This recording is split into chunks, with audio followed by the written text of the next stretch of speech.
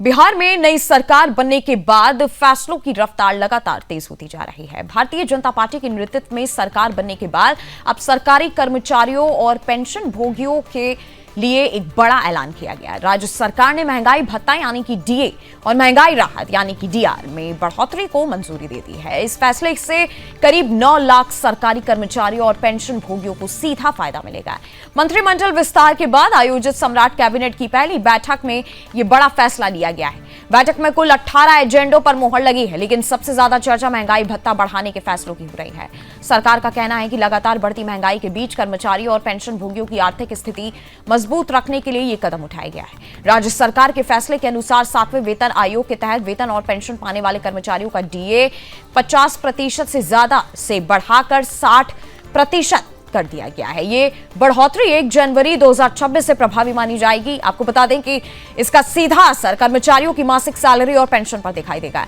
इसके अलावा 6ठे वेतन आयोग के तहत वेतन पाने वाले कर्मचारियों और पेंशन भोगियों का महंगाई भत्ता 257% से बढ़ाकर 262% कर दिया गया है। वहीं 5वें वेतन आयोग के तहत आने वाले कर्मचारी और पेंशन भोगियों का डीए 474% से बढ़ाकर 483% कर दिया गया है।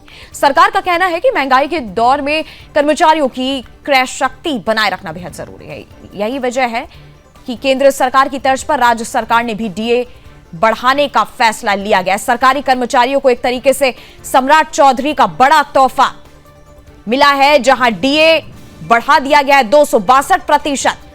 डीए कर दिया गया है। पहले 257 डीए था, जिसको बढ़ाकर 262 किया गया। आपको बता दें 5वें वेतन आयोग का डीए भी 474 से बढ़ाकर 483 कर दिया गया है।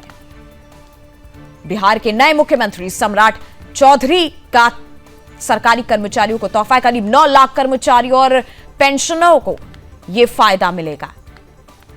आपको बता दें भाजपा नेतृत्व वाली सरकार बनने के बाद लगातार ताबड़तोड़ फैसले लिए जा रहे हैं और सरकार यह संदेश देने की कोशिश कर रही है कि वह प्रशासनिक स्तर पर तेजी से काम कर रही है। सरकारी कर्मचारियों के बीच इस फैसले को लेकर खुशी का माहौल है।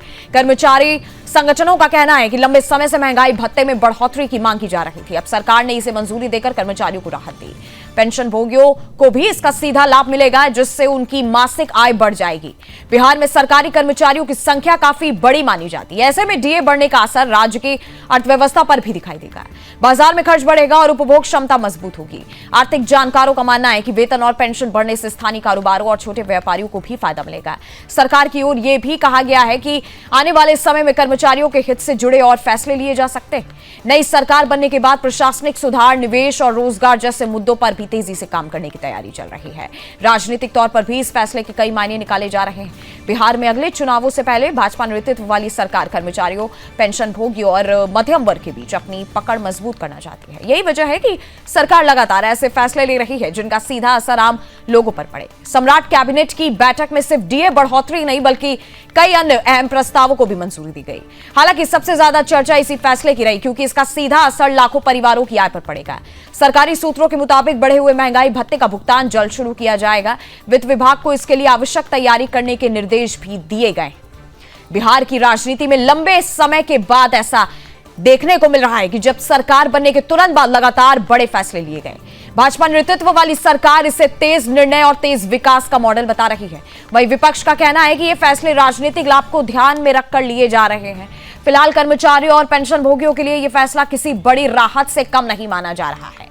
अब आने वाले दिनों में सरकार और कौन से बड़े फैसले लेती है, इस पर अब सबकी नजरें बनी हुई है। फिलहाल सम्राट चौधरी के कैबिनेट ने जो बड़ा फैसला लिया, उसमें सरकारी कर्मचारियों को एक बड़ा तोहफा देखने को मिला है।